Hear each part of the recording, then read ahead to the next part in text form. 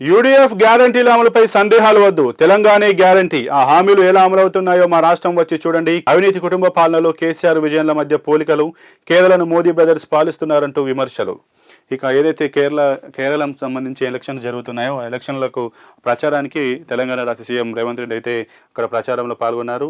ఇక అక్కడ ఆయన యూడీఎఫ్ గ్యారంటీల అమలుపైన ఏవైతే ఉన్నాయో వాటిపైన సందేహాలు వద్దంటూ కూడా దానికి తెలంగాణ గవర్నమెంట్ గ్యారంటీ అంటూ కూడా ఆయన చెప్తున్నటువంటి పరిస్థితి. ఎందుకంటే తెలంగాణలో ఏదైతే గతంలో ఎన్నికల సమయంలో హామీలు ఇచ్చారో ఆ హామీల మాదిరిగానే కేరళంలో కూడా ఈ యొక్క గ్యారంటీలు ఇచ్చారు.